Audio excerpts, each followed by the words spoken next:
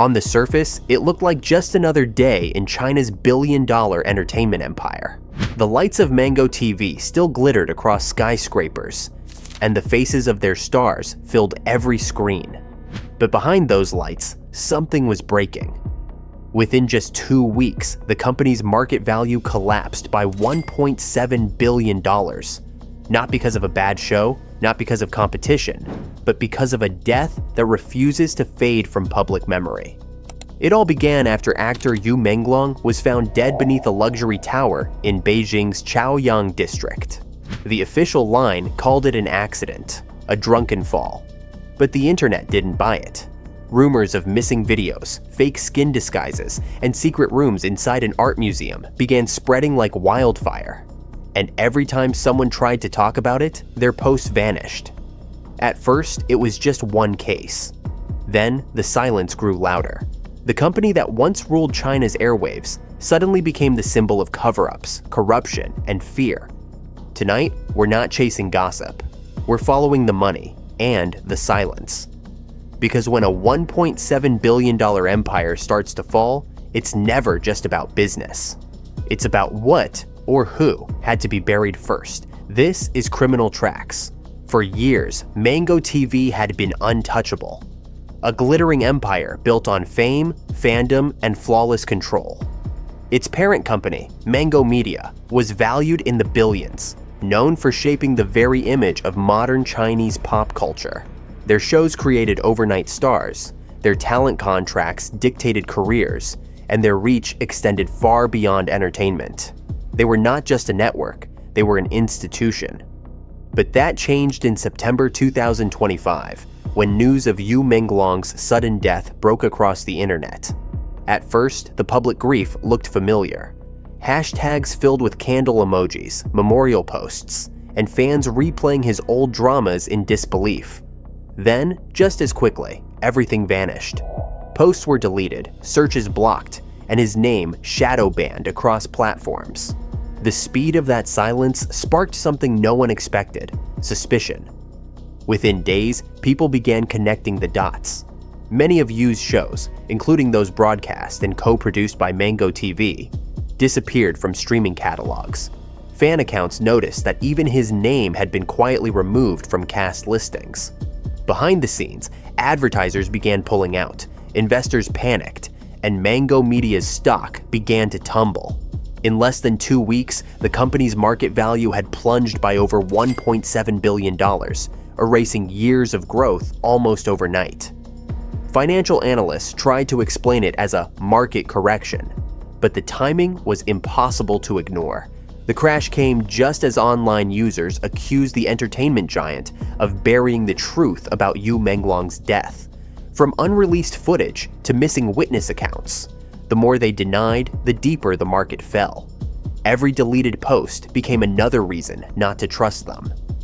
Inside China, public anger grew into something the industry hadn't seen in decades: a mass rejection of the system itself. Viewers no longer saw Mango TV as harmless entertainment. They saw it as part of a machine that chewed through people and erased them when things went wrong. Hashtags like #JusticeForYu Menglong were replaced by a darker trend, #NoMoreMango. And while state media stayed quiet, the numbers spoke louder than any statement. On October 15th, Mango Media's shares hit their lowest point in 5 years.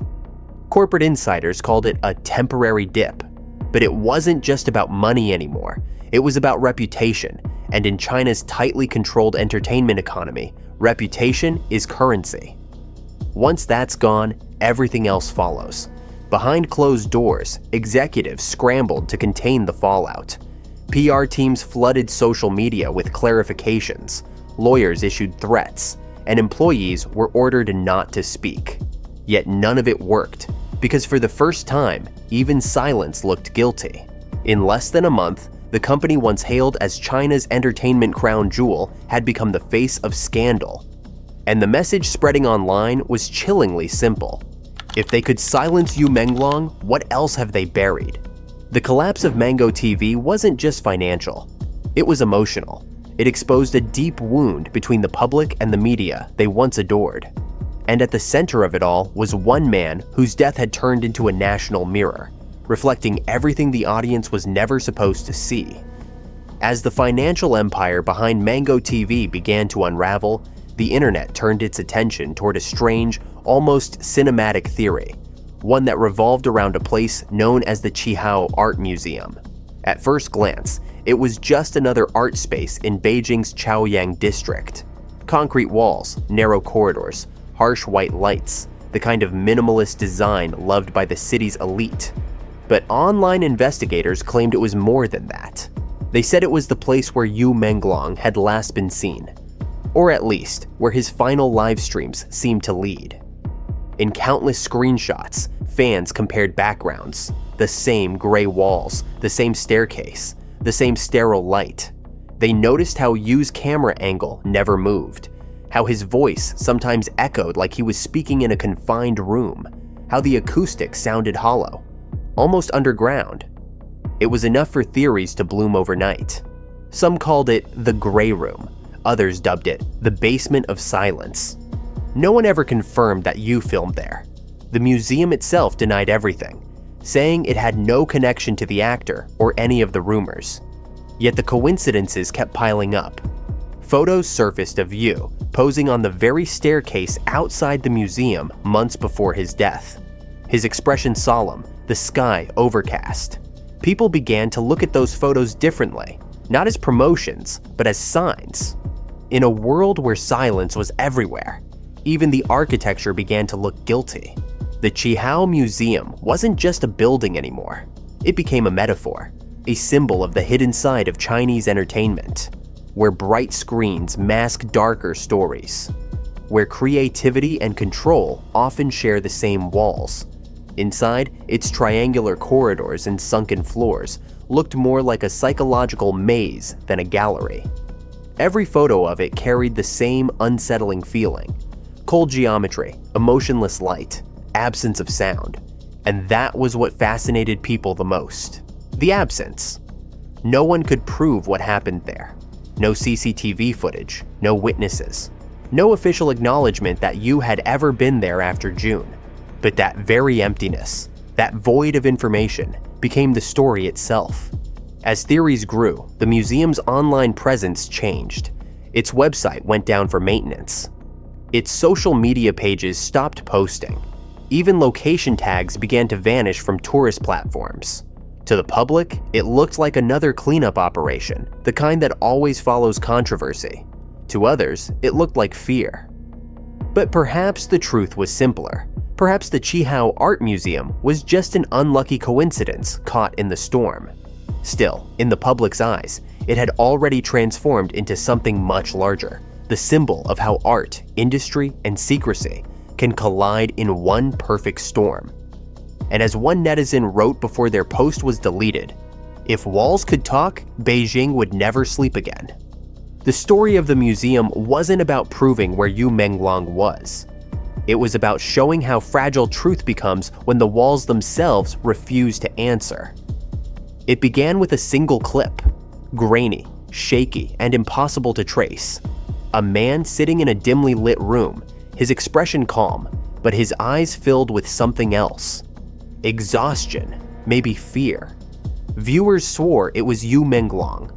The lighting looked identical to the Qihao Art Museum walls. The sound was flat. The air felt still. Then he said something that sent shivers through his fans. "I have a bad feeling. Something's really strange right now." Seconds later, the stream cut off. Within hours, that clip was gone, deleted from Weibo, scrubbed from Bilibili, and re-uploaded hundreds of times by people desperate to preserve it. Every time a copy appeared, it was deleted faster. And with every deletion, more people started paying attention. One fan wrote, "If it was fake, why are they so afraid of it?" Then came the next piece, a close-up from a fan meeting months earlier. Under bright stage lights, Yu smiled, waved, and adjusted his headphones. But when someone slowed the footage down, they saw what looked like a thin, discolored patch between his ear and cheek. Something that didn't match his skin. The internet called it the fake skin theory. Some said it covered an injury. Others said it was lighting. No one could prove anything, but once again, the clip vanished. In another recording, Yu looked thinner, his skin pale, his smile tight. His voice cracked mid-sentence. "Fule, come save me. I'm scared," he said in a live stream that was supposed to promote a new project. The moment lasted only seconds before he laughed it off. But to fans who later replayed it, the laugh didn't sound real. It sounded rehearsed, like a man pretending everything was fine. The internet became a battlefield of fragments, short clips, screenshots, audio leaks, all circulating in whispers. One video supposedly filmed near Beijing airport showed a man being carried into a vehicle. The car's license plate, Jingyi 5XF17, was registered in Beijing. In the background, the sound of planes taking off could be heard. Some claimed they heard someone say, "This is Yu Menglong," but before analysts could verify the footage, it was gone too. What was strange wasn't the videos themselves, it was how quickly they disappeared. Platforms that usually take hours to react to uploads were now erasing content within minutes. Accounts posting the clips were suspended, hashtags redirected to unrelated topics, even private messages flagged for sensitive material. It was as if the entire internet had been programmed to make this story vanish. That only made it grow. Users moved to Telegram, Discord, and private groups abroad. They spoke in code, using phrases like "the gray room," "the man with the patch," and "the car by the airport." The story evolved into a digital manhunt, not for the people responsible, but for the truth that kept slipping away. Foreign journalists began reaching out to users who claimed to have saved evidence. One told a BBC correspondent, "We don't know what's real anymore, but we know what's missing." That line summed it up perfectly. The case had become a war between visibility and deletion. What made everything worse was the silence from the institutions involved. Mango TV offered no comment beyond calling the rumors defamatory. But in the court of public opinion, silence sounded like guilt. Every unanswered question became another reason to doubt, another reason to dig deeper. The clips might not have proved anything, but they accomplished something far more powerful. They destroyed the illusion of control. Millions of viewers suddenly realized how fragile their reality was, how quickly an entire narrative could be rewritten with a few lines of code. And when people lose faith in what they see, they stop believing what they're told. In a country where control of the screen means control of truth, the story of Yu Menglong showed how even the most powerful media companies can't bury a ghost that refuses to stay offline. The more they erased, the louder he became. When the first cracks appeared in Mango TV's empire, they didn't come from competitors. They came from the audience. What began as whispers on social media turned into a full-scale revolt. Fans, once loyal followers of the network's talent shows and glossy dramas, began to turn their backs. One phrase appeared again and again across the internet: "No more Mango." Within days, the phrase became a movement. Hundreds of thousands of users started boycotting Mango TV's content. They unsubscribed from official channels, flooded advertisements with negative comments, and demanded transparency. Brands quietly withdrew their sponsorships, afraid of being tied to controversy. Inside investor circles, panic spread. And then came the headlines. Mango Media loses $1.7 billion in market value. Financial reports painted the picture of a corporate freefall. Between September 30th and October 15th, stock prices tumbled more than 30%, wiping out years of investor confidence. Analysts described the crash as the worst market reaction in the company's history. What made it even more remarkable was that Mango TV had done almost nothing publicly. No statement, no apology, just silence. That silence became its own scandal. The backlash wasn't about one actor anymore. It was about trust.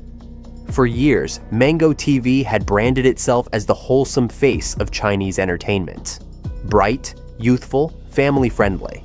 But now, people saw something else. A machine built on image, not integrity. Every deleted comment, every vanishing hashtag reinforced the belief that there was something darker behind the curtain. International coverage only amplified the chaos. Outlets from Reuters, BBC, and Foreign Policy began reporting on the censorship surrounding Yu Menglong's death and the market's reaction to it. In response, Mango Media's overseas branches scrambled to issue legal threats. On October 16th, the company's Malaysia division hired the Zhuangzhou law firm to release an open statement warning against false and defamatory information. It sounded defensive, desperate, and completely out of touch. The statement backfired instantly.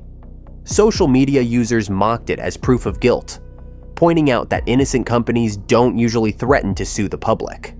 One viral comment read, "You don't need lawyers if you have the truth." The hashtag #MangoTV scandal reached millions of views before it too was erased. Offline, the effects were even worse. Advertising agencies froze upcoming projects. Streaming platforms quietly adjusted algorithms to reduce Mango TV visibility. Even talent agencies, once eager to partner, started keeping their distance. An executive insider told a financial outlet off the record, "Nobody wants to be the next headline." Meanwhile, users continued digging into the company's past, linking it to other unexplained deaths and controversies. Whether those claims were real or not no longer mattered. Public perception had already chosen its villain. Mango TV had become the embodiment of the entertainment system's rot, a symbol of glamour masking fear, of wealth hiding decay. By late October, what remained of Mango TV's online reputation was in ruins. Its social media engagement plummeted by more than 70%, and its top executives vanished from public appearances. News anchors, who once smiled through every crisis, now avoided mentioning the network's name on air. Investors demanded accountability, but none came. In a desperate move, internal memos instructed staff to avoid using words like crisis, boycott, or even Yu Menglong in any company communication. Employees joked that the company had become allergic to its own shadow, but outside, the internet wasn't laughing. To millions of viewers, Mango TV's fall wasn't tragedy. It was justice. The same machine that had built stars, shaped stories, and controlled what people saw was now watching itself being erased, one deleted post at a time. And the irony was impossible to ignore. The more they tried to protect their image, the faster it shattered. For the first time, a billion-dollar entertainment giant had been taken down, not by competitors or politics, but by the public itself. The story was no longer just about a company under fire. It was about an audience that finally decided to stop believing the screen.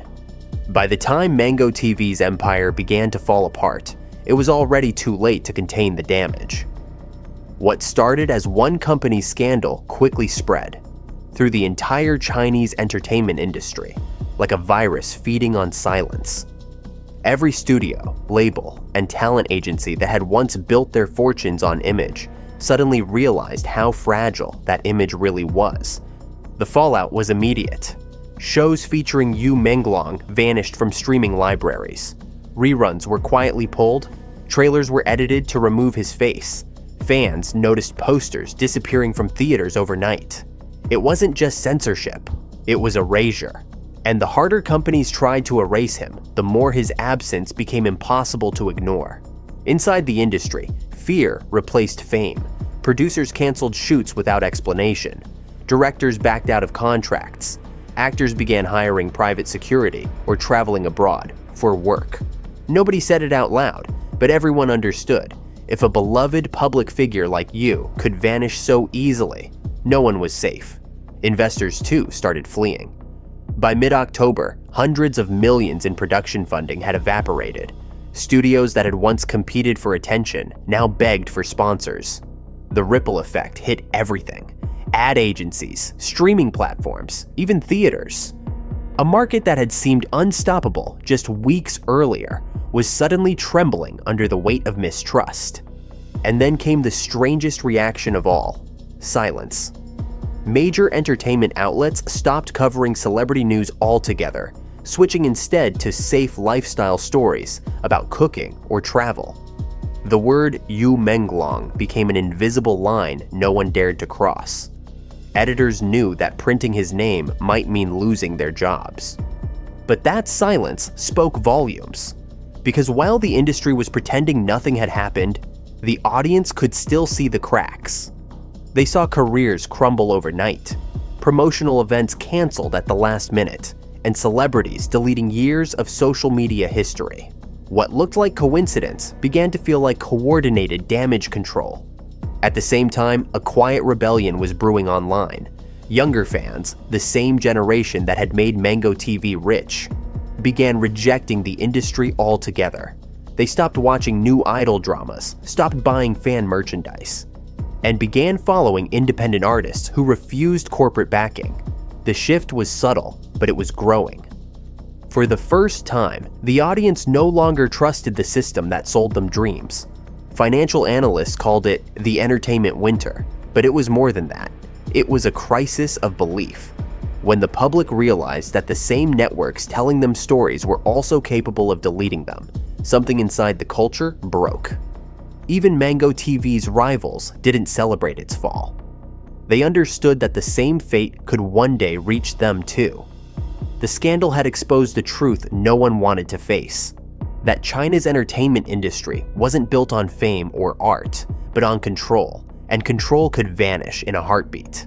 By late October, entire production schedules were collapsing. Dozens of shows were postponed indefinitely. PR teams refused to take calls. And as night fell on the once busy studios of Beijing, the silence was deafening. The bright lights of the industry were still shining, but behind them, an entire system was unraveling, slowly, quietly, and completely. The Dream Factory had become a ghost town. When the dust finally settled, Mango TV stood as a shadow of the empire it once was. The screens were still bright, the shows still running. But the trust was gone. For an industry built on illusion, losing belief is worse than losing money. Because once the audience stops believing, everything else unravels. The fall of Mango TV was not just a financial collapse, it was a moral one. It revealed the fragility of an entire ecosystem, where art bends to power and silence is safer than truth. Whether or not the rumors around Yu Menglong's death were real almost stopped mattering. What mattered was the way people were silenced for asking. $1 billion can rebuild a company, but it can't buy back faith. It can't restore the innocence lost when fans realize their heroes might not be free, and their screens might not tell the truth. Maybe there was no conspiracy. Maybe it was all coincidence, just bad timing, bad rumors, bad luck. But if that's true, then the tragedy is even deeper, because it means an entire nation's entertainment machine could collapse simply because people dared to ask why. In the end, the real price of Yu Menglong's secret wasn't $1.7 billion. It was the cost of erasing a man, and discovering that some stories, no matter how hard you try to bury them, refuse to die. This is Criminal Tracks. If you believe truth should never be buried, subscribe and keep the story alive.